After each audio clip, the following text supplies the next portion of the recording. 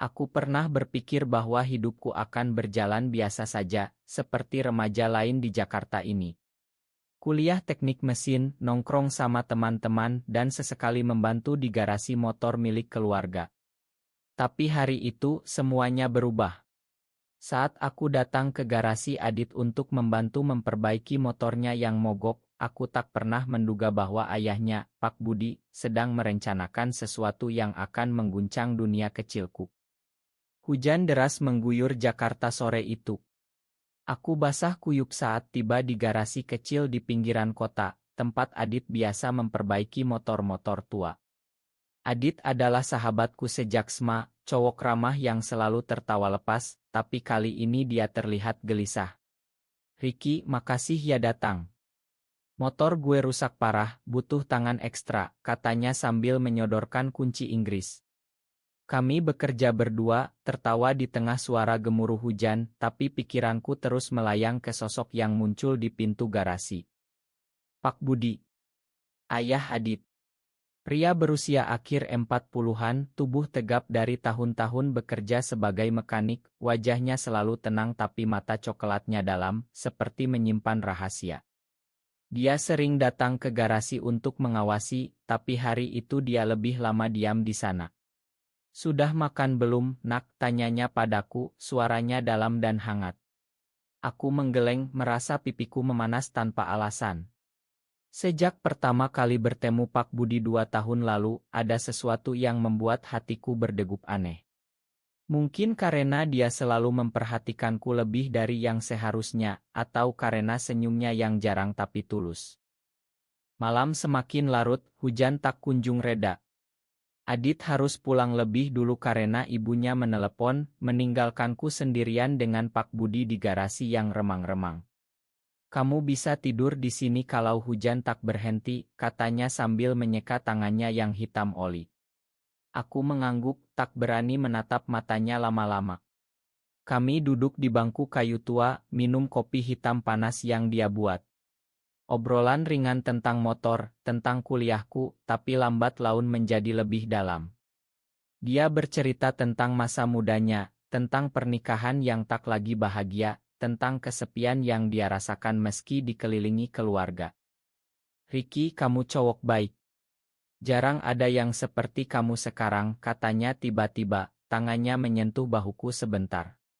Sentuhan itu seperti listrik, membuat tubuhku menegang. Aku tahu aku berbeda sejak remaja. Aku tak pernah tertarik pada perempuan seperti teman-temanku. Rahasiaku yang kujaga rapat-rapat di tengah masyarakat yang tak pernah benar-benar menerima. Tapi di depan Pak Budi aku merasa rentan sekaligus aman. Malam itu kami tak banyak bicara lagi. Tapi saat aku berbaring di kasur lipat di sudut garasi, aku mendengar langkahnya mendekat. "Tidur nyenyak ya, Nak," bisiknya, tapi suaranya bergetar. Aku berpura-pura tidur, tapi hati berdegup kencang. Apa yang dia rencanakan? Kenapa tatapannya selalu membuatku gelisah? Di tengah kegelapan, aku merasa dunia ini terlalu sempit untuk rahasia kami. Keesokan paginya, hujan sudah reda. Aku bangun lebih dulu, membuat sarapan sederhana dari apa yang ada di dapur kecil garasi. Pak Budi muncul dengan wajah segar, tapi ada sesuatu di matanya, keraguan campur harapan. "Makasih ya, Ricky. Kamu sering datang ke sini ya," bantu Adit, katanya sambil tersenyum. Aku mengangguk, tapi dalam hati bertanya-tanya. Apakah ini hanya kebaikan biasa atau ada yang lebih? Hari-hari berikutnya, aku semakin sering ke garasi. Alasan selalu sama, membantu Adit. Tapi sebenarnya aku datang untuk Pak Budi. Kami mulai lebih banyak bicara saat Adit sibuk. Dia cerita tentang mimpi-mimpinya yang tak tercapai, tentang bagaimana dia menikah muda karena tekanan keluarga, tentang bagaimana dia merasa terjebak dalam peran ayah dan suami. "Kadang aku iri sama kamu, Ricky. Masih muda, bebas memilih jalan hidup," katanya suatu sore saat kami duduk di teras garasi menghadap jalan ramai.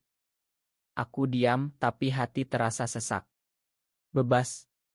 Aku tak pernah merasa bebas. Rahasiaku tentang ketertarikan pada pria membuatku selalu waspada, takut dicap dosa di masyarakat yang religius ini. Di Indonesia, cinta seperti ini masih tabu, disembunyikan rapat-rapat.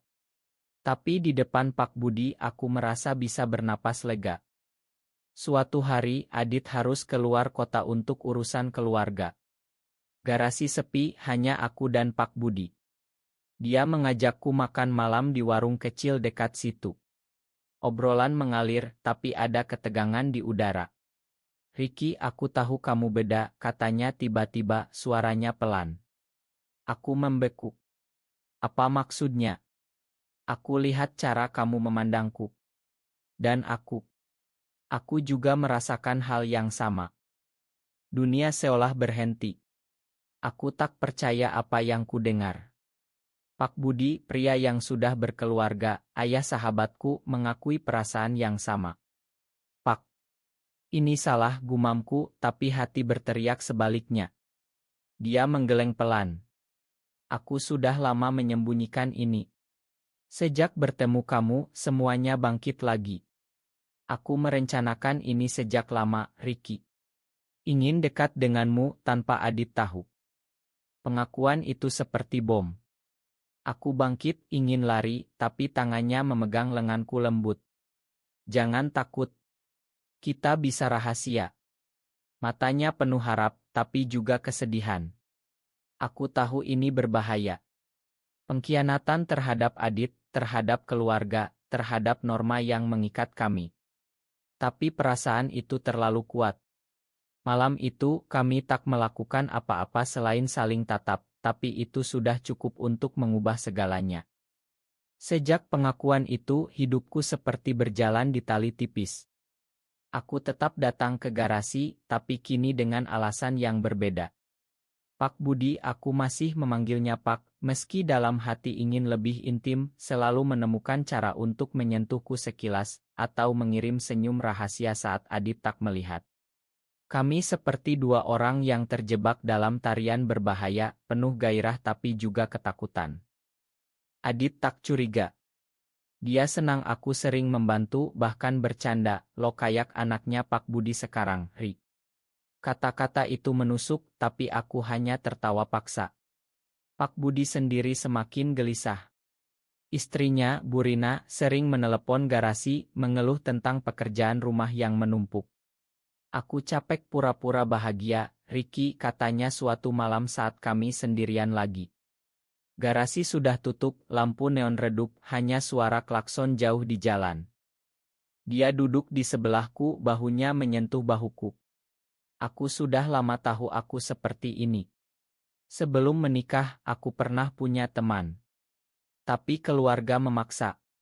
Sekarang bertemu kamu, aku tak bisa bohong lagi. Ceritanya membuat hatiku perih.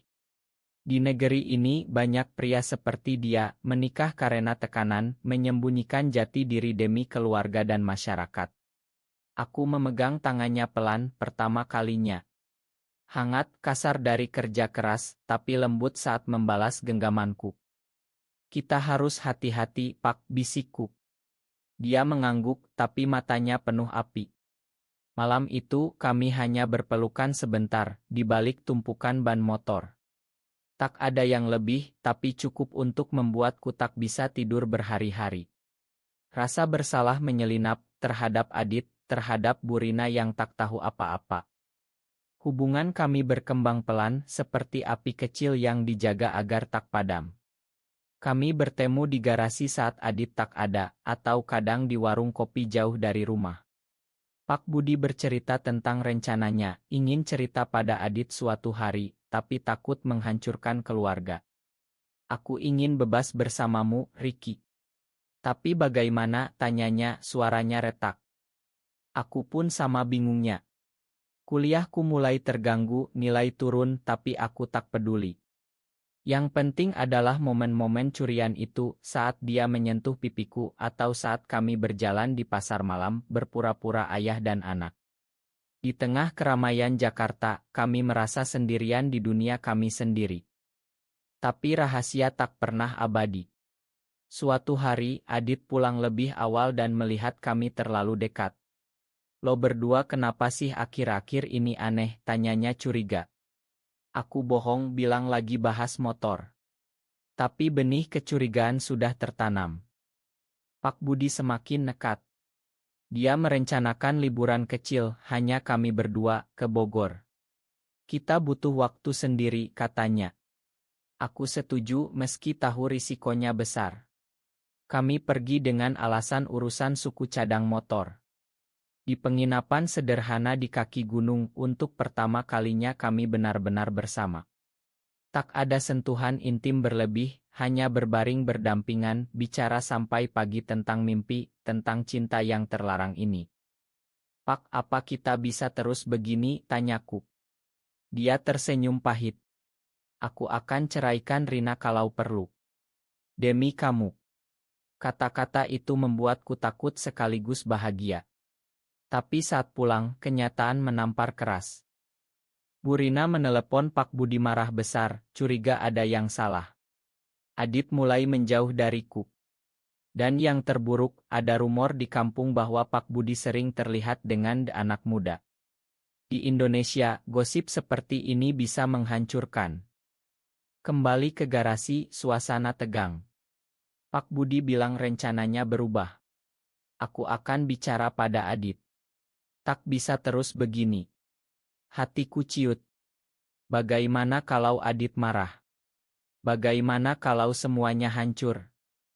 Malam itu Adit datang ke garasi sendirian. Ri, lo harus jujur. Apa yang terjadi antara lo dan bapak gue, tanyanya, matanya merah. Aku diam, tak sanggup bohong lagi. Pengakuan Adit datang seperti badai. Dia sudah curiga sejak lama, melihat tatapan kami, mendengar bisik-bisik. Logai, Ri. Dan bapak gue juga, suaranya gemetar antara marah dan sedih. Aku mengangguk pelan, air mata jatuh. Pak Budi muncul dari belakang, wajahnya pucat. Adit, makan ayah, katanya. Adit menangis. Kenapa harus sahabat gue? Kenapa harus lo, yah? Dia pergi membanting pintu, meninggalkan kami dalam keheningan yang menusuk. Malam itu, Pak Budi memelukku erat. Ini salahku. Aku yang memulai rencana ini. Tapi aku tahu kami berdua yang terjebak dalam perasaan ini. Keesokan harinya, rumah Pak Budi gaduh. Bu Rina tahu dari Adit yang tak tahan diam, dia menangis histeris, menuduh Pak Budi menghancurkan keluarga. Kamu dosa besar. Di mata Tuhan dan masyarakat, teriaknya. Pak Budi diam saja, tapi aku yang datang ke rumah itu merasa seperti penjahat. Adit tak mau bicara denganku. Teman-teman lain mulai menjauh, gosip menyebar cepat di lingkungan kami yang konservatif. Di masjid, ada yang memandangku sinis. Di kampus, aku merasa sendirian. Cinta ini yang dulu terasa indah, kini seperti beban berat. Pak Budi memutuskan untuk cerai. Aku tak bisa terus bohong pada Rina, katanya padaku di garasi yang kini sepi. Bisnis garasi menurun, pelanggan kabur karena rumor. Tapi dia tegar. Demi kita, Ricky. Aku ragu. Pak, ini terlalu berat. Adit benci kita. Dia memegang tanganku. Cinta sejati butuh pengorbanan. Kata-katanya romantis, tapi realita pahit. Bu Rina mengancam bunuh diri, keluarga besar Pak Budi datang menekan agar tobat. Suatu malam, Adit datang ke garasiku sendirian. Gue bingung, Ri. Bapak gue berubah sejak kenal lo lebih dalam. Apa lo yang merencanakan ini? Aku menggeleng keras. Adit, ini terjadi begitu saja. Aku cinta ayah lo. Dia menangis lagi. Gue sayang bapak, tapi ini salah di mata semua orang. Kami bicara panjang, dia cerita tentang kebingungannya menerima ayahnya yang berbeda. Di Indonesia, anak seperti Adit sering tertekan antara cinta keluarga dan norma agama. Lambat laun, Adit mulai memahami. Bukan menerima sepenuhnya, tapi setidaknya tak lagi marah. Gue butuh waktu, katanya sebelum pergi. Tapi konflik belum selesai. Keluarga Burina mengadu ke polisi meski tak ada bukti pidana, tapi tekanan sosial besar. Pak Budi kehilangan garasi, terpaksa jual murah. Kami pindah ke kontrakan kecil di pinggiran, hidup sederhana. Di sana, kami akhirnya bebas sedikit. Tak ada lagi pura-pura. Pak Budi, kini aku panggil Mas Budi, bekerja sebagai mekanik lepas, aku lanjut kuliah sambil bantu dia. Momen-momen kecil menjadi berharga, masak bersama, nonton sambil bersandar, jalan pagi di taman. Tapi luka masih ada. Adit jarang datang, Burina pindah ke kampung. Masyarakat masih bisik-bisik. Mereka itu penyimpang, kata tetangga. Suatu hari, Mas Budi sakit parah. Stres dari semua ini membuatnya lemah. Di rumah sakit, aku tak boleh masuk sebagai keluarga. Hanya Adit yang diinginkan. Aku menunggu di luar, hati hancur. Adit keluar, matanya bengkak. Bapak minta lo masuk. Gue ingin. Saat itu aku tahu ada harapan. Mas Budi pulih pelan. Kejadian itu membuat Adit lebih sering datang meski awkward. Gue masih belajar menerima, katanya suatu hari.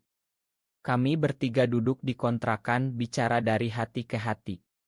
Mas Budi cerita tentang masa mudanya, bagaimana dia dipaksa menikah, menyembunyikan perasaan. Adit mendengar diam, tapi air matanya jatuh. Pengkhianatan yang dulu terasa, lambat laun berubah menjadi pengertian. Yah, kenapa nggak bilang dari dulu, tanya Adit. Mas Budi tersenyum pahit. Takut kehilangan kamu, nak. Aku merasa bersalah tetap ada, tapi cinta kami semakin dalam. Di kontrakan kecil itu, kami bangun kehidupan baru. Mas Budi ajari aku banyak hal, bukan hanya motor, tapi tentang ketabahan.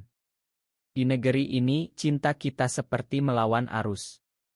Tapi kalau kuat, kita bisa bertahan, katanya.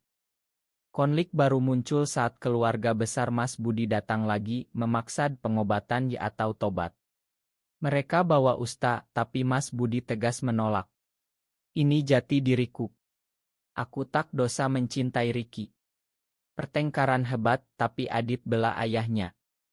Biarkan ya hidup bahagia, teriaknya. Momen itu menyatukan kami lagi. Adit mulai terbuka, bahkan bercerita tentang teman gayanya di kampus. Gue sadar, dunia nggak hitam putih. Burina akhirnya datang juga. Awalnya marah, tapi melihat Mas Budi bahagia, dia melunak. Aku lepas kamu, Budi. Demi anak kita.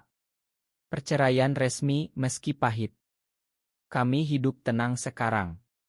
Garasi baru kecil, bisnis pelan bangun lagi. Aku lulus kuliah, kerja di bengkel besar.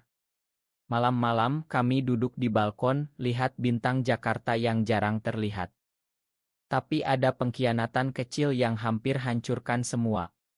Suatu hari, aku bertemu teman lama yang tahu rahasia kami, dan dia ancam sebarkan kalau tak diberi uang. Mas Budi marah besar. Kita hadapi bersama, katanya. Kami lapor polisi meski tak mudah. Kasus pemerasan selesai, tapi rumor baru muncul. Tapi kali ini kami kuat. Adit bahkan bawa pacarnya, cewek cantik, ke kontrakan. Ini keluarga gue sekarang, katanya sambil tersenyum.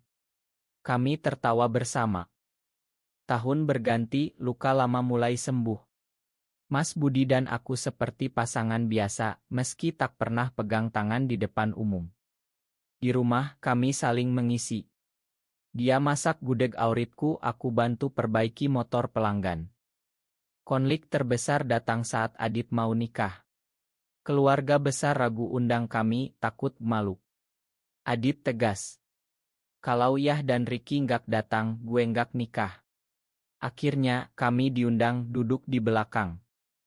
Di pesta, tatapan sinis ada, tapi juga yang ramah. Burina peluk Mas Budi. Bahagia ya kamu sekarang. Air mata jatuh. Malam itu kami pulang hati penuh. Lihat, Ricky. Kita menang, bisik Mas Budi. Tapi badai baru, Mas Budi didiagnosa penyakit jantung dari stres lama. Operasi mahal, kami hampir kehilangan segalanya. Adit bantu jual aset, teman-teman lama yang paham ikut donasi diam-diam. Dires, aku tunggu di luar lagi, tapi Adit tarik aku masuk. Lo keluarga juga. Mas Budi selamat, lebih kuat. Pasca operasi, dia bilang, aku rencanakan dari dulu untuk bahagia seperti ini. Meski terlambat. Kami pindah ke rumah kecil di pinggir Jakarta, punya kebun kecil. Hidup sederhana, tapi penuh cinta. Adit punya anak, cucu pertama Mas Budi. Dia bawa ke rumah, ini kakeknya. Anak itu tertawa di pangkuan Mas Budi. Di tengah masyarakat yang masih keras, kami temukan kedamaian. Cinta kami, meski terlarang bagi banyak orang, adalah yang paling tulus. Bertahun-tahun kemudian, aku duduk di teras rumah kami, Mas Budi di sebelahku, tangan saling genggam. Rambutnya sudah uban semua, tapi matanya masih sama, penuh cinta. Adit sering datang dengan keluarganya, rumah ramai tawa anak cucu. Kami tak pernah menikah resmi, tapi ikatan kami lebih kuat dari apapun. Di Indonesia yang perlahan berubah, ada komunitas kecil yang mendukung meski masih banyak perjuangan. Aku ingat hari pertama di garasi itu. Rencana Mas Budi yang sederhana, ingin dekat denganku. Tak disangka jadi perjalanan panjang penuh air mata, pengkhianatan tapi juga pengampunan. Adit pernah bilang gue bangga punya ayah seperti Yah. Dan lo, Ri, seperti kakak. Bu Rina bahagia dengan hidup barunya. Semua menemukan jalan.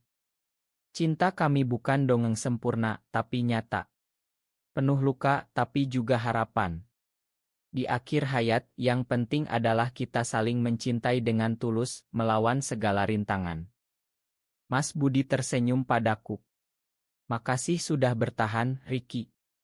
Aku balas senyum. Makasih sudah merencanakan itu semua. Di senja Jakarta, kami duduk tenang, tahu bahwa cinta sejati selalu menang, meski lambat.